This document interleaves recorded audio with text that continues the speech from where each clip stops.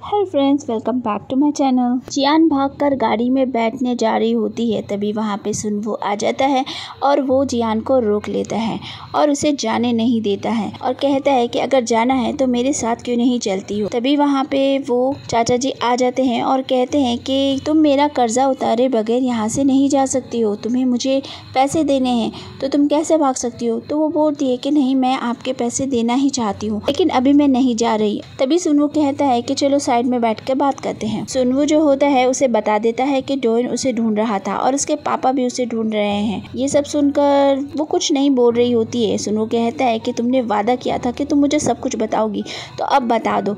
तो वो उसे सारी बातें डिटेल में बता देती है। ये सब सुनकर सुनवो को अच्छा नहीं लगता। वो कहता है ये कैसे लोग हैं, इसलिए मैंने मरने की कोशिश की, लेकिन शायद किस्मत को ये मंजूर नहीं था। अब मैं यहीं रहना चाहती हूँ, मैं नहीं जाना चाहती। इसलिए वो उसे वहीं छोड़कर वहाँ से चली जाती है। इस बात से सुनवो बहुत ज़्यादा उदास हो जाता है। जियान के पापा बहुत ज़्यादा परेशान थे, इसलिए रात में ही उठकर उसे ढूंढने के लिए निकल जाते हैं। डोइन भी परेशान था, इसलिए फ़ोन पर देखकर सोच रहा होता है कि आखिर तुम कहाँ पर हो। सुनवो जो होता है मिस्टर बेकर की शॉप पर जाता है और उनका नमक दे रहा होता है। वो बाहर आते हैं और उसे बहुत डांटते हैं, जिस्सू को इस तरह कैसे जाने दिया। वो उनसे माफ़ी मांगता है और ब्रेड कैफ़े में ले जाने के लिए बात करता है, जिससे वो बहुत ज़्यादा खुश हो जाते हैं। अब मिस्टर कैन जो होते हैं नमक रखने में उसकी हेल्प कर देते हैं और फिर वो वहाँ से चला जाता है। तासून जो होता है अपनी बेटी जिस्सू से मिलने के लिए आता है और उसे समझाने की बहुत कोशिश करता है, लेकिन वो समझना ही नहीं चाहती थी। वो बताती है कि जियान उससे मिलने आई थी। तो वो कहते हैं कि तुमने मुझे पहले क्यों नहीं बताया, क्या कहा उसने, उसी के बारे में पूछने लग जाते हैं। तो वो फिर से गुस्सा हो जाती है। यहाँ पर मैंगविन को पता चल जाता है कि जिस्सू ही उनकी असली बेटी है, जिससे वो बहुत ज़्यादा उदास हो जाती है और पूरा दिन इसी सोच में बैठी रहती है। ही के यहाँ पर मिस्टर कैन जो होते हैं ब्रेड लेकर आ जाते हैं, जिससे वो कहती है कि मैंने नहीं मंगाया था तो क्यों लेकर आए। तो बोलता है कि मुझे तुम्हारे भाई ने ही तो कहा था, इसीलिए लेकर आया हूँ, चलो जल्दी से मेरे लिए कॉफ़ी बना दो। और फिर वो वहीं पर बैठ जाते हैं। सुनवो जो होता है जियान के पास पहुँच जाता है और उसकी हेल्प करने लगता है। वो कहती है तुम यहाँ पर क्यों आए हो। तो बोलता है कि तुम जो साथ नहीं चल रही, तो मैंने सोचा मैं ही यहाँ पर आ जाता हूँ, और वो उसके साथ ही काम करने लग जाता है। डोइन ऑफिस में होता है और वहाँ पर उसे पता चलता है कि जियान ने जो डिज़ाइन बनाया था उसे फर्स्ट प्राइज़ मिला है। वो बहुत खुश होता है उसके लिए, लेकिन अभी भी वो परेशान था क्योंकि जियान का कुछ पता नहीं चल रहा था। सेक्रेटरी यून भी कोई जानकारी निकाल नहीं पा रहे थे। तो डोइन उसे बहुत चिल्लाता है और कहता है जल्दी से ढूंढो उसे, मुझे खुद मिलना है उससे। सुनवो जो होता है सारी लेडीज़ के साथ में बहुत मस्ती मजाक कर रहा होता है। ये सब कुछ जियान देख रही होती है। जियू जो होता है सियोन की हेल्प करता है और ड्राइवर और उसकी वाइफ की सारी साजिश को नाकाम कर देता है और उन लोगों को वार्निंग भी देता है ताकि वो दोबारा किसी साथ ऐसा ना करें। अब दोनों मियाँ बीवी उनसे वादा कर लेते हैं और माफ़ी भी मांगते हैं। आगे जियान के पापा जो होते हैं एयरपोर्ट पर सब लोगों को फ़ोटो दिखा दिखा के अपनी बेटी के बारे में पूछ रहे होते हैं, लेकिन उनकी हालत बहुत ख़राब होती है, इसलिए वो वहीं पर गिर जाते हैं।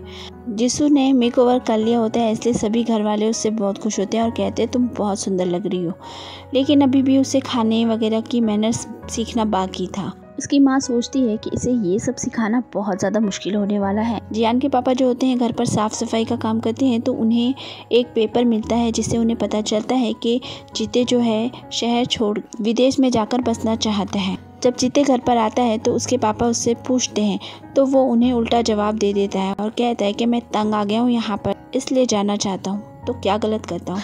उसके पापा बेचारे बहुत परेशान हो जाते हैं। तभी सुआ वहाँ पर आ जाती है। वो कमरे में जाता है तो सुआ उसे समझाने की कोशिश करती है। तो कहता है कि हाँ, गुस्से में मैंने कुछ ज़्यादा बोल दिया, लेकिन मैं वैसे भी यहाँ रहना नहीं चाहता हूँ। उसके पापा बाहर जाते हैं और शराब पीते हैं तो उनको उल्टी हो जाती है।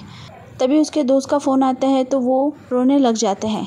यहाँ हमें समझ में आता है एक बाप की मजबूरी, और वो बहुत ज़्यादा ही रोता है। सच में गाइस ये बहुत ही ज़्यादा इमोशनल सीन था। जिस्सू जो होती है ब्रश करने के लिए जाती है तो उसका ब्रश फिर से चेंज होता है।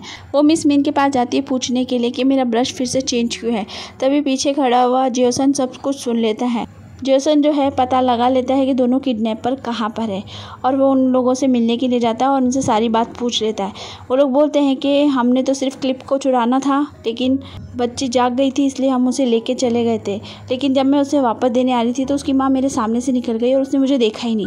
इस बात से उसे समझ में आ जाता है कि वो कितनी लापरवाह माँ है। सुनवो जो होता है जियान की हेल्प कर रहा होता है। जियान चाहती थी कि वो चला जाए, लेकिन वो तो बिल्कुल जाने को तैयार ही नहीं होता। तभी वो गिर जाता है। ये सब देख के जियान को लगता है कि शायद अब बहुत ज़्यादा हो गया, इसलिए वो उससे बात करने के लिए जाती है और बोलती है कि तुम यहाँ से चले क्यों नहीं जाते हो। तो वो बोलता है कि तुम साथ चलोगी तो ही जाऊँगा, वरना नहीं जाऊँगा। तो कहती है ठीक है, मैं सोच कर तुम्हें बताती हूँ, तुम चलो मैं आ जाऊँगी। यहाँ पर डोएन जो होता है परेशान हो रहा होता है, उसे कुछ समझ में नहीं आ रहा होता है, जियान का पता ही नहीं चल रहा होता। तभी उसका सेक्रेटरी यून वहाँ पर आ जाता है और कहता है कि मुझे लोकेशन पता चल गई है। तो वो फटाफट तैयार होकर वहाँ के लिए निकल जाता है। जियान जो है काफ़ी देर तक बैठकर काफ़ी सोचती है कि आखिर मुझे क्या करना चाहिए और फिर वो फैसला कर लेती है। वो वहाँ से जा रही होती है और ठीक उसके बाजू से ही डोएन की गाड़ी निकलती है। वो दोनों एक दूसरे को नहीं देख पाते हैं। सुनवू जब वहाँ पर वापस पहुँचता है तो वो औरतें बताती है कि वो लड़की निकल चुकी है, इसलिए वो खुश हो जाता है और वहाँ से भागता हुआ चला जाता है। डोएन जो है हर जगह उसकी तस्वीरें दिखा दिखा कर पूछ रहा होता है। फिर वो एक शिप वाले के पास जाता है तो वो उसे बता देता है कि वो कहाँ पर है, इसलिए वो निकल जाता है। जियान जो है सुनवू को मिल जाती है और उसके साथ जाने के लिए तैयार हो जाती है। डोएन उन औरतों के पास पहुंच जाता है और फिर जियान की तस्वीर दिखाकर पूछ रहा होता है। तो वो लोग कहती है कि वो लड़की कितनी लक्की है, इससे पहले जो लड़का था वो भी बहुत हैंडसम था और अब तुम आए हो तो तुम भी बड़े हैंडसम हो। फिर वो लोग उसको एड्रेस बता देती हैं। जियान जो होती है चाचा से अलविदा कहती है और उनके पैसे भी लौटाना चाहती है, लेकिन वो बोलते हैं कि नहीं, तुमने इतना काम किया तो पैसे तो मैंने काट लिया और ये सब तुम्हारी मेहनत के पैसे हैं। वो उन्हें दे देते हैं। उसकी वाइफ जो होती है वो उसे ओढ़ने के लिए कोट वगैरह दे देती है। अब ये लोग गाड़ी में निकल जाते हैं। इनकी गाड़ी आगे चल रही होती है और ठीक इनके बाजू से ही डोएन की गाड़ी आती है। डोएन उन लोगों को देख लेता है और गाड़ी के आगे आ जाता है और गाड़ी को रोक देता है। अपनी गाड़ी से उतरकर वो उनके पास जाता है और दरवाजे को खोलता है और जियान को बाहर बुलाता है बात करने के लिए और उससे कई सारे सवाल पूछने लगता है, कहाँ थी, मेरा फ़ोन क्यों नहीं उठाया। लेकिन वो उसे कहती है कि तुम्हें इससे कोई मतलब नहीं होना चाहिए और वो सुनवू से कहती है कि इससे कह दो मुझे इसके साथ नहीं जाना और ना ही इससे कोई बात करनी है। तो वो कहता है तो तुम सीधा घर ही तो जाओगी ना, लेकिन वो कोई जवाब नहीं देती और गाड़ी में बैठकर चली जाती है। उसकी गाड़ी आगे होती है और पीछे डोएन की गाड़ी होती है और वो घड़ी घड़ी सोच रहा होता है कि आखिर ये मुझसे बात क्यों नहीं कर। फिर वो अपने रास्ते अलग चला जाता है। सुनवू जो होता है जियान को लेकर अपने घर पहुंच जाता है जहां पर वो रहता है। ये शेयर हाउस होता है, यहाँ पर सब लोग शेयरिंग करके रहते हैं। वो उसके वहाँ रहने का इंतजाम करवा देते हैं। अगले दिन ड्राइवर और उसकी बीवी वकील के यहाँ पर पहुँच जाते हैं। जियो सारा मामला सॉल्व करवा देता है। उसके बच्चे को देखकर सियोन रोने लग जाती है। जियो जो होता है उसे क्लब में ले आता है, तभी वो वहाँ पर बैठी रोई जा रही होती है। तो कहता है अब बस करो, जो हो गया सो हो गया। मिस मीन जो होती है मैंगविन को बताती है कि जियान ने उनका कार्ड कभी यूज़ ही नहीं किया, काफ़ी दिन पहले ही वो दे चुकी थी। ये देखकर वो हैरान होती है कि आखिर उस लड़की ने एक भी पैसा हमसे नहीं लिया। जीते और सुआ जो होते हैं कमरे में बैठे होते हैं, तभी उसके पापा वहाँ पर आ जाते हैं। वो लोग उनसे बात करना चाहते हैं तो वो पूछते हैं कि क्या बात है। तो वो बताते हैं कि हम लोग कुछ दिनों बाद ही ये घर छोड़ के जाने वाले हैं।